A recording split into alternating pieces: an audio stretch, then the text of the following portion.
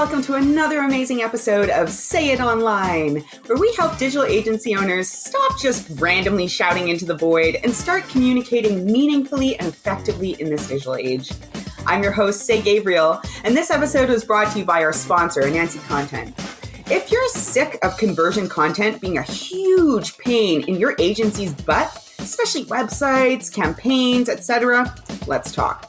With the smoothest content process ever, a team of unbelievably skilled and organized content strategists, and years of subcontracting experience, Anansi is looking to make your life as a digital agency owner unbelievably easier. Just head, if you're interested, to anansicontent.com, that's ANANSI content.com, and hit Let's Talk. And now, without further ado, here's our episode. Hello, and welcome to another awesome episode of Say It Online, where we help digital agency owners communicate in the digital age. I am super excited about our guest here today. I actually have one of our strategists here at Anansi, Anam Ahmed, who is here to chat a little bit about her experience and her perspective on communicating. So welcome, Anam. Thank you. I'm super excited to be here. This is my first ever podcast interview. Ooh, well, I know it's going to go super smooth. You're super well spoken, so I'm really excited to get into this. So why don't, before we go too deep into this, why don't you just introduce yourself, share a little about your role with Anansi and, what it is that you do day to day. Sure. So say, as you mentioned, I'm a content strategist here. And what that really means is I work with partners and I work with clients directly to get a, really good understanding of what it is that they are trying to sell, whether, what it is that their business wants to do and who it is that they're selling to. So during our deep dive interviews and our content strategy, I help them kind of suss out who their audience is, what their challenges are. And this is kind of the most important part is how they're feeling about it. And, a lot of clients sometimes feel a little bit funny when kind of trying to guess how their audience feels about something. But I think really kind of pinpointing that emotional aspect and then translating that into the copy is where we find a lot of success. So that's sort of what I do. Once I kind of get an understanding of, who their audience is, how they're feeling, what they care about, then I write the copy. And then, a lot of the times we do ongoing content as well. So not just web copy, but sort of more SEO driven content after that as well. Yes, awesome. And I know that you have kind of risen up through the ranks with us here, starting out just doing simple drafts and then working behind the scenes to produce strategies and now, leading projects independently from beginning to end for a while.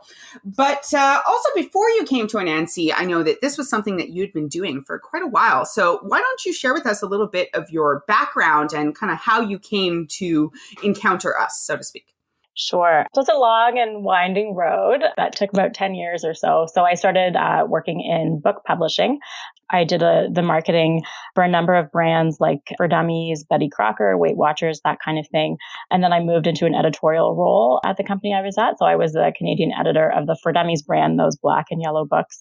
So, what my job was there is to research the market, figure out what people wanted to read, and then find an amazing author with a great platform and a lot of, awesome experience, and then help them write the book. And so I did that for a couple of years. And what that really, that role taught me a lot about making decisions and being confident about them, because, the main difference between book publishing and writing for the web is that when you're writing content for a book, it's very permanent. When you're printing several 100,000 copies, you can't just make a change like you can with writing online. So I think, that so true. was something that I bring forward here too, is just, making decisions and being confident about them and kind of being able to own them. So after book publishing, I moved to an agency environment. It was a tech marketing agency. So I worked there for a little bit. And then after that, I moved to in-house at a software company where I was in charge of the content marketing. So I did lots of content marketing relating activities. I did all of the web copy, all of the emails, blog posts, social media, sort of anything that involved words. It was a small marketing department. So there was kind of Sounds that. like you were the marketing department. Yeah. So I did that for a couple of years. And then after I had my second child, I decided that I didn't want to work in an office environment anymore. I wanted to have more time at home with my kids. And so I was looking for an opportunity where I could apply my writing and my editing skills, but, kind of have a flexible schedule and be able to work remotely when possible. And I came across a posting from Nancy and I saw it and I immediately applied and now I'm here. Well, we are so grateful to have you. And I know that in particular, the experience that you bring on the tech and kind of IT and software side has been super invaluable. So I got to ask though, in this long and illustrious career working with words, how have things gone? What are maybe some communication issues you've come up against? Maybe even going as far back as the book world and moving from the book world to the digital world, because I know that a lot of our listeners actually did start out kind of more in a print-based world and then moving into the digital side. So how was that transition for you, and what are some maybe challenges you faced along the way? I think the biggest challenge for me is for moving to the book world, to the digital world, is length. Because I started out, with writing books that were 400 pages. And then you kind of move to a blog post, which is like 400 words. And you're trying to say a lot in those 400 words. So, this is something I struggle with all the time, is being able to say what I want to say in not 400 pages.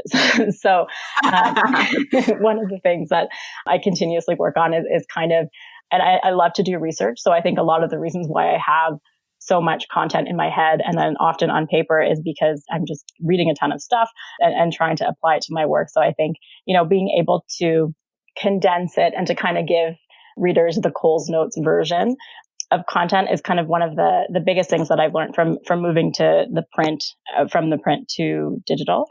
And I think one of the things that I love working about digital is the ability to test, to do A/B testing, which is amazing because, sometimes you just have a couple of ideas and you're not always 100% sure on what's going to fly. And so being able to test out a hero or see which keywords you need to use and that kind of thing, just being able to play with that a little bit is amazing. And, something that I love doing on the digital end.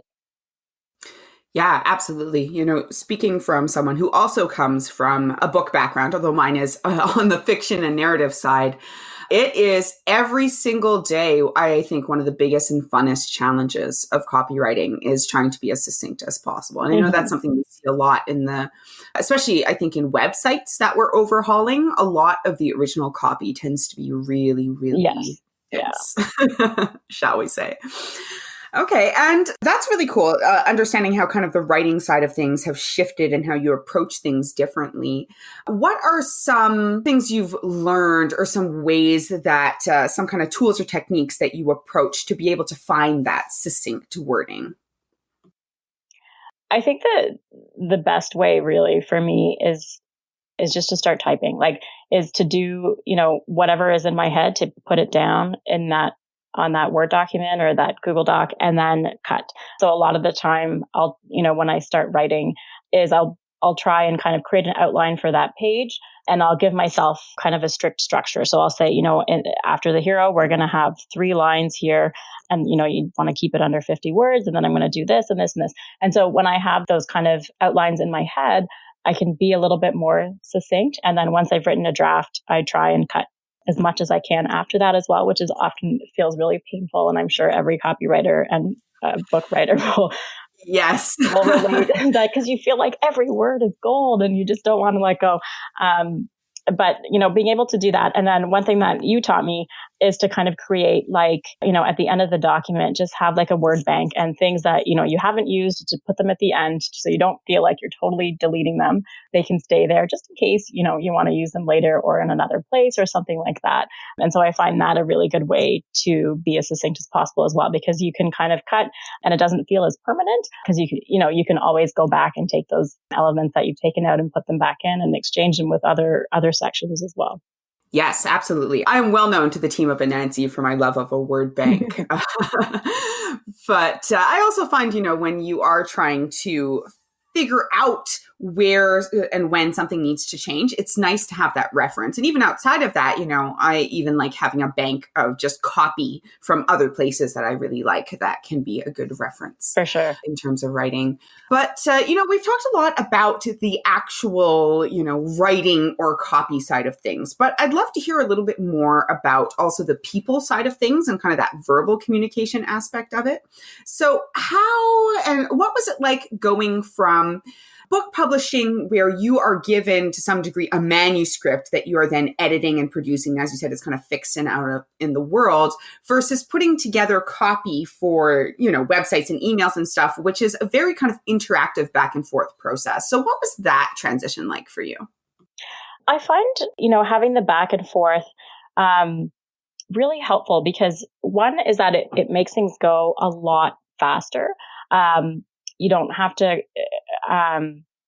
to wait until you're done to be able to, see how the client feels or the partner feels about a certain element. There's that kind of constant brainstorming feedback loop that's going on, and that I think often, creates some really good work at the end, and it does go a lot faster.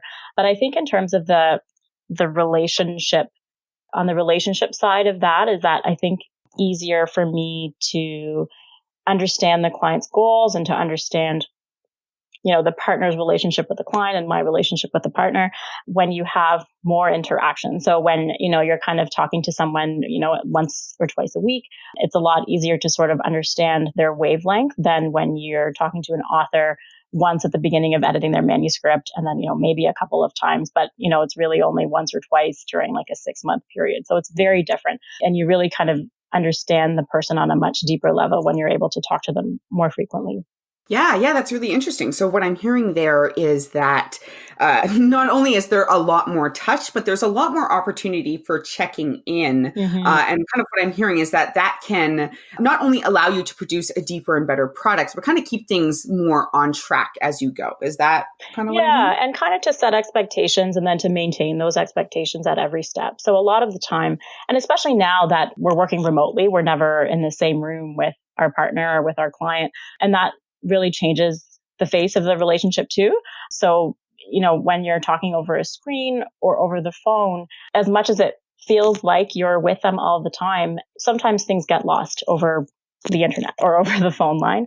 And, when you communicate something and the recipient, responds and you feel like they've understood, a lot of the time, what can happen is there's sort of like some sort of miscommunication or, somebody understood something and kind of didn't quite get the meaning or they just forgot about it later. So I think, when you're working remotely, especially in terms of, maintaining those strong relationships, is to focus on communicating the same thing in multiple different ways, just to make sure that the person that you're talking to really did understand and will remember. So, if I'm talking to a client during a meeting and I'm explaining the process of, how it is that we're going to create their content, I'll do it verbally and then I'll send it over email. And then the next time we talk verbally, I'll go over it again.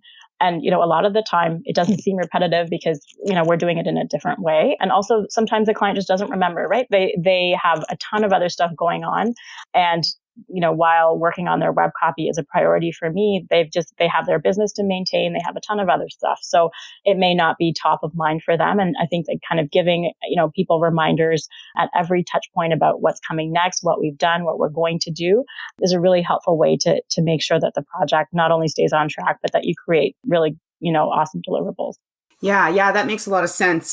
Pia Silva, who is another former guest on the show, has a saying, which is be the guardrails. And that's kind of what I'm hearing from you here is that, it's important to check in, set expectations, explain the process, not just once, but kind of continually check in and kind of ensure that the client is there with you every step of the way. Is that kind of what I'm hearing? Yeah, for sure. And that's a great visual too. I feel like, sometimes it's our job to keep the client on track because what we're looking at is a very, I guess, narrow vision of their business. It's a sort of, we're looking at it from a copywriting perspective. They have this gigantic 360-degree view of their business. So they may get derailed at any given step. And it's kind of our job to make sure that we help them kind of stay on track and to get to that end state. Yeah.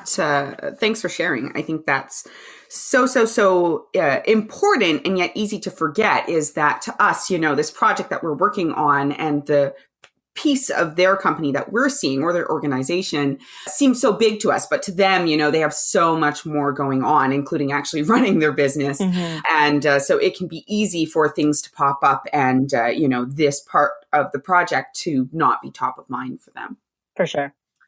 So what other sorts of things, is there anything else, that you, because now you've been in the agency world for quite a while. So other than, checking in with people a lot as you go and just make sure you're restating in lots of different ways what they can expect and what's going on, what are some other ways that the way you communicate has kind of evolved over time in the digital space? I think just being a lot more transparent, especially when working with partners, because the partner and I have the same goals, right? It's to serve the client, make sure what we're doing is kind of in sync and we're keeping the client on track and we're trying to create that incredible deliverable that the client is looking for. But to be super honest and transparent with a partner, I think is so important because again, we're working remotely. We're not always connected all the time. And so when we do have our touch points, a couple of times a week or however often, is just to, let them know clearly, honestly about how we're feeling about the project, how the project is going, how we think what the client's impressions of the project are, just to kind of be as open and clear as possible. Mm-hmm. Yeah, I think that, I'm probably not alone here in thinking that those touch points with the partner, and just to clarify here, the terms we're using, so partner versus client. So here at Anansi, we do work with agency partners to deliver often white label copy for clients. So just making sure that those two terms make sense. But I know that there's multiple levels of communicating is what I'm hearing that's going on. So there's the communicating with the client, which has a lot of setting expectations and boundaries and et cetera. But then there's also touching in with the partner themselves who, is trusting you to lead this part of the project and making sure that you're on the same page emotionally about what's going on, what to expect, sharing impressions of what's going on with the client and so on and so forth. And I think that for a lot of our partners, that's actually one of the more exciting parts of the process is having someone to share that time with. And I think, depending on the partner, a lot of the time we're meeting with the client alone. So the partner isn't always there. And just being able to, communicate to the partner how everything went and how we think that the client is feeling and what their expectations are. And if there's any kind of misalignment in any way, that kind of thing is just to be able to have the kind of really open, transparent relationship with the partners to be, so they feel comfortable that we're treating their clients the same way they would be treating them and that we're taking care of them. We're also, managing their expectations. We're guiding them. And just, it helps the partner feel a lot more confident in our relationship as well.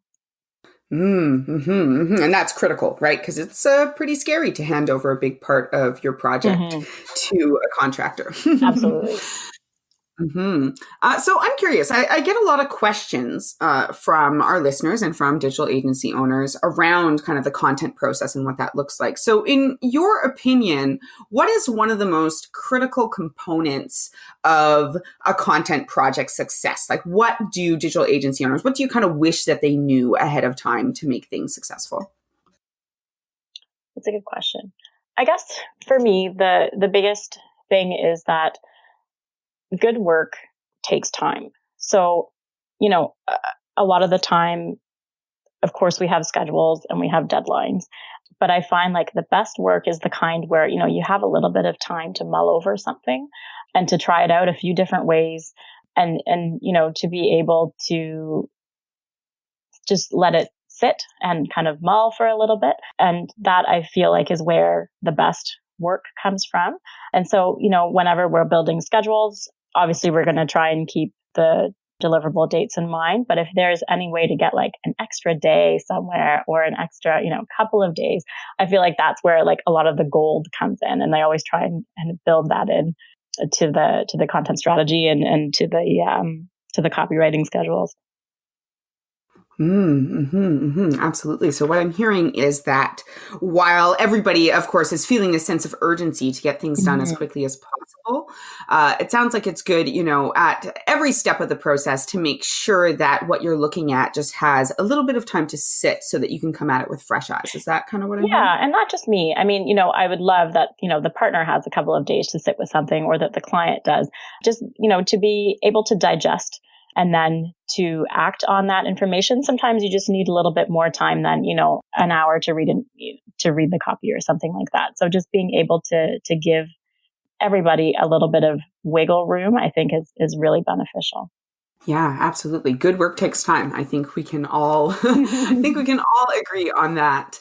Okay. So a few more, just questions, hearing a little bit more about your approach, things that I know I get asked a lot. So another one would be, what motivates you to be a content strategist or to be a copywriter? Why this area? Why this industry? I don't know. I mean, I can't imagine doing anything else, I think. This is really how my brain works. And especially in the conversion copywriting space, being able to create work that actually makes people take action to, whether that's just simply clicking a button or talking to somebody or buying something, but being able to create something that actually inspires people to do something is like, it just feels really satisfying and really, I don't know, it makes me feel like I'm making a connection with somebody else, even though I'm totally removed from the end user. But it kind of has that feeling of connectivity as well. Yeah, I definitely understand that. Copywriting has always felt like a special kind of magic to me because, to some degree, especially as, white label or subcontractor copywriters, we are working with a partner and we are working with a client, but ultimately the stuff that we're producing is for the client's client. It is for that end user.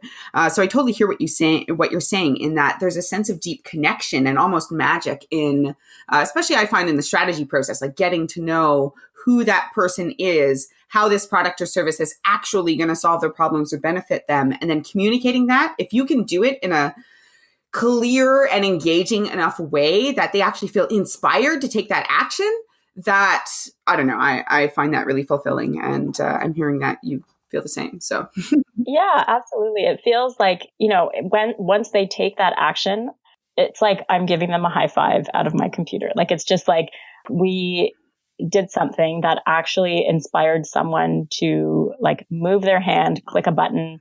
And it was because, we wrote something that connected with them, that made, emotionally or, sort of like on an external level, and in the hopes that it actually will help someone. Like that's another motivator for me, I think, as well.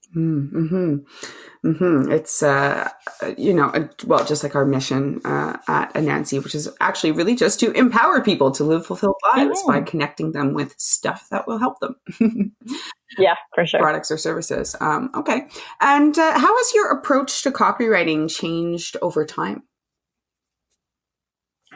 I think my process is probably still very similar from when I started, like in book publishing. It's really just, gathering all of the information that I can possibly find, talking to other experts or talking to people that I need, getting all of that content together, and then, kind of sifting through it, organizing it in a way that kind of works for me in my head, which includes understanding who it is that I'm talking to. So, we mentioned the client's client, understanding who it is that they are, what it is that motivates them, what they like, what they dislike, what they fear, what they're really worried about, what keeps them up at night, that kind of thing. And then figuring out what the key messaging is. So, when I have all this information in front of me, I want to pick like one or like, at most like 3 things that they are looking for, and, distill all of that content that I have down to those 3 main bullet points, and tailoring that content specifically to speak to the needs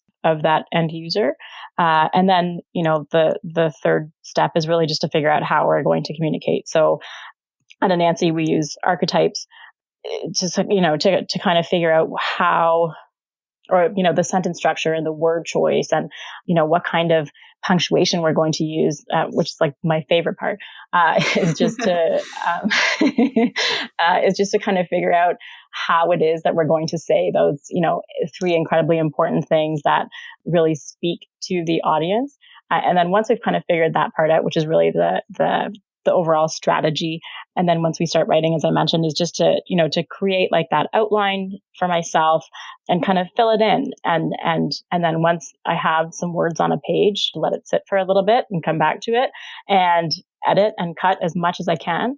And then, look at it again, try and cut some more. Yeah, cutting. Yeah. It's like the cutting is always, it just feels like it's painful. I know. It's like letting go of such beautiful words. Yeah. And I think that's one of the reasons why, even that as copywriters, I think that's even just one of the benefits of having professional copywriters come in is that we're steeled against letting go of the words, which is so necessary. I know when clients try to write their own copy, that's always a challenge. One of the reasons it can be difficult, sometimes harder even to revise and to write new stuff is that they're so attached to all those words, Yeah. And, one of the funny things that I didn't really used to use Google Docs before, but now that I've been using Google Docs a lot more is to see the previous, the first version compared to the final version. And really it's like 99% different. Like when you edit and when you revise, it just ends up being totally new and it's so much better. But if you don't take that time to edit and to cut and to revise and to move things around and to change things, what you end up with isn't as strong as it could be. So I think while cutting and editing is so painful, I'm sure for every writer, it's so beneficial to the end product. Yeah, no, absolutely. And I like that you pointed that out, that the first drafts necessarily are going to be quite different from the final drafts. I always say, I do as you know, I do a lot of training, consulting and coaching for writers in copywriting, conversion copywriting in particular. And there's something that I often say, which is that the first step to really great writing is really crappy writing. And I did not make that up. I definitely got that from many different places. And I'm sure that some of our listeners have heard it before. But it's also important, I find, to set up that expectation with clients as well. Because even from your first draft to the draft that you might submit, there's going to be a lot of changes. But then even sometimes clients receive the drafts and they're like, oh gosh, is this what's going on the site? There's things need to change. And you're like, no, don't worry. This is the first draft. Yeah. And it's funny that you mentioned that. I mean, the first draft that the client sees is probably our sixth draft or something. And it's changed so much already. And then, once we work with it on the client some more, it changes again. So I think there's so many iterations to creating that deliverable. And then in the end, it's like magic when you see it compared to the first draft. That is so true. And then, as you kind of brought up at the beginning, in the digital world, we also have things like A/B testing, heat mapping. We have all these different means to actually look at quite directly how people are engaging with the page and then pretty much edit it forever based on that. Yeah. Continually improve it, maybe is a better term. That sounds much better. Yes, absolutely. So what's one thing that you're working on right now? And this could be, like a project, a skill, an approach, or something that you feel especially excited about.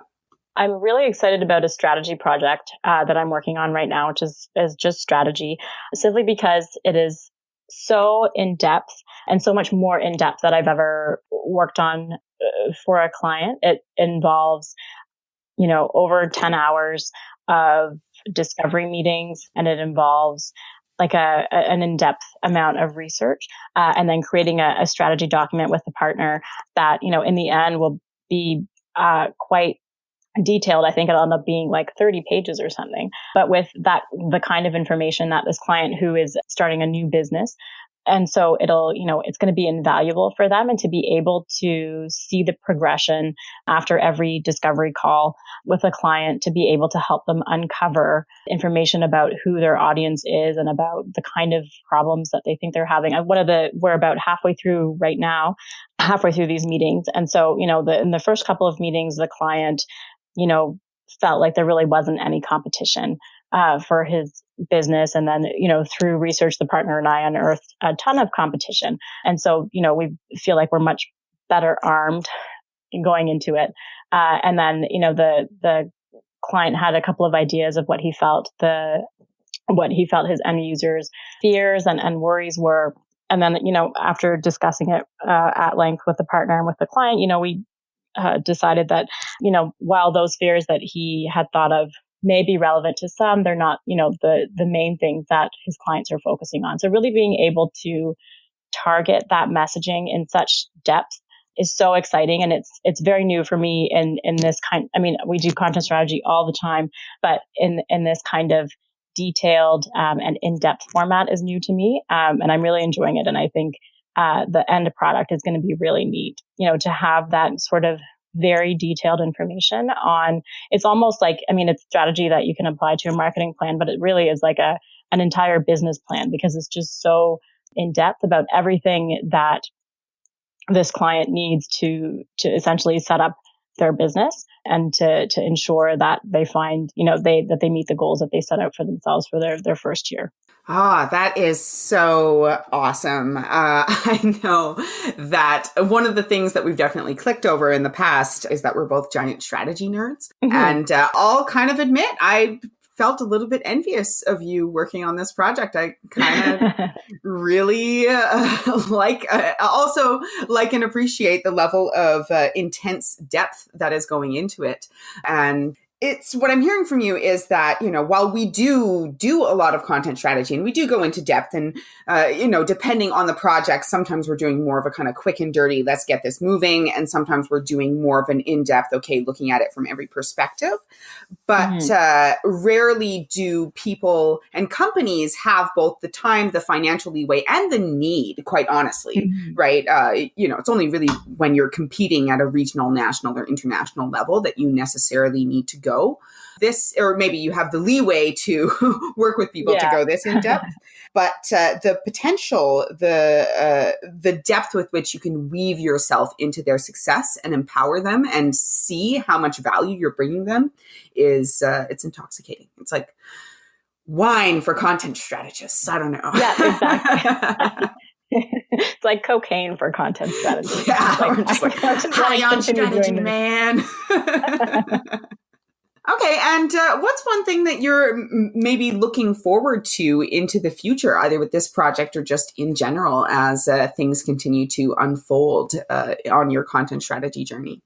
For me, my favorite part about working in an agency format is that the ability to work on a ton of different kinds of projects and a kind of, an array of industries. And I love learning. Like, I think if I could just go to school forever, I would, if somebody would pay me to do that. But to be able to work in a setting where I get to learn about different industries all the time is what is so exciting about, working here every day, because my clients are so different. From, there's solar energy, and then tech and software, and medical software, and then personal finance, and I don't even know, a ton of stuff. And it's just, I love being able to learn about those industries, to kind of really get into the nitty gritty about, what their users want. And that's what's really exciting. And then what I'm looking forward to the next year as well is just, what other cool things can I learn about with my clients as I'm going through it? Yeah, I definitely relate to that. And, it's really interesting. And I'm not sure if you know that. Oh, actually, I guess you probably do.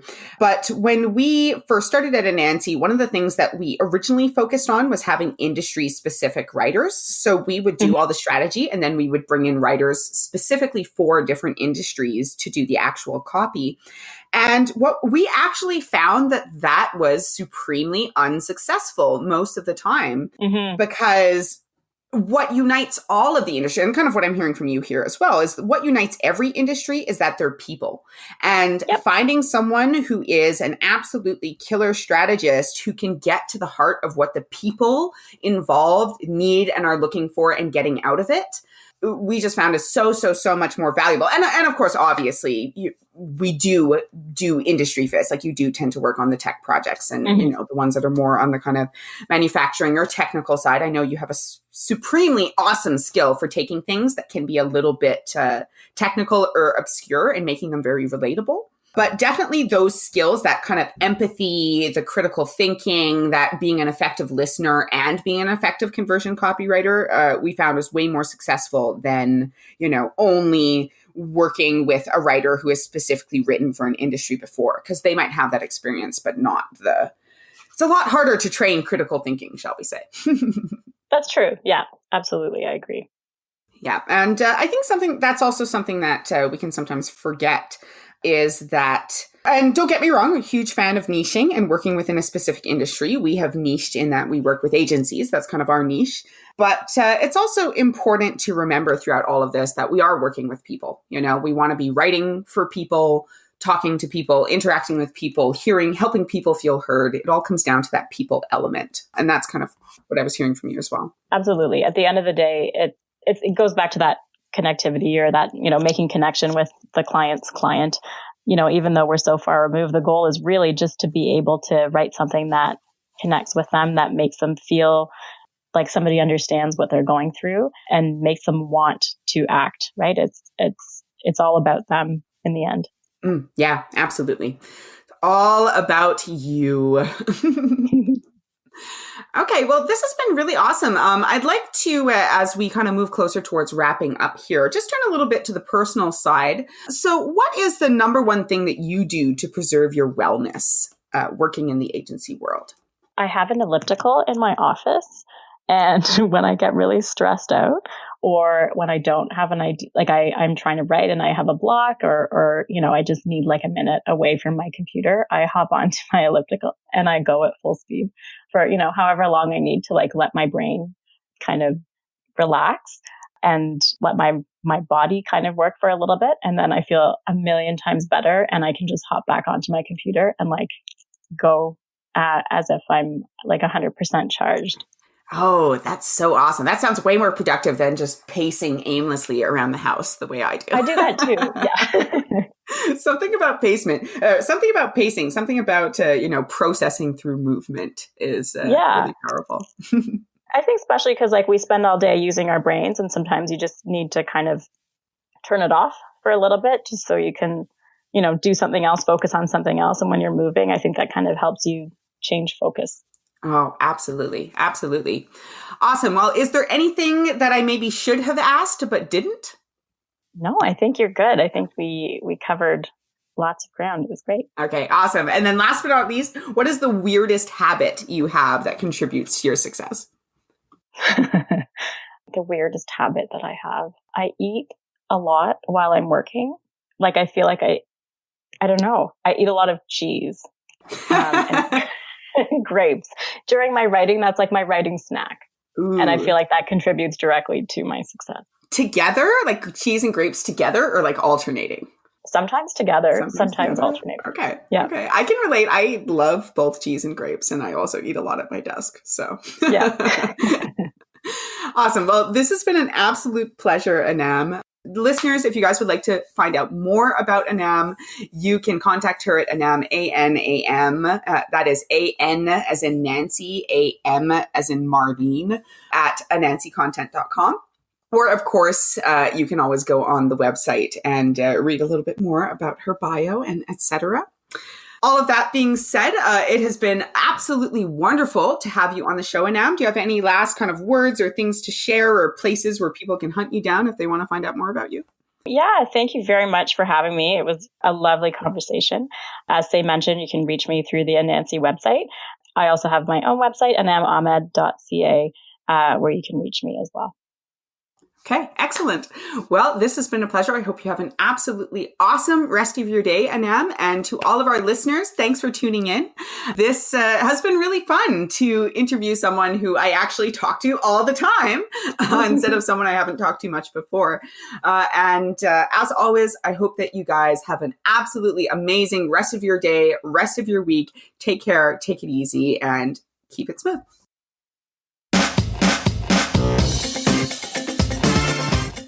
And that does it for another amazing episode of the Say It Online podcast. Join us next week.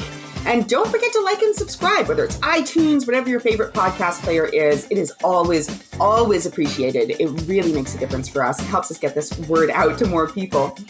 As always, this episode was brought to you by our sponsor and Say's own business, Anansi Content. If you're a digital agency owner and you're still wasting too much time chasing down content that maybe isn't even all that great, let's talk.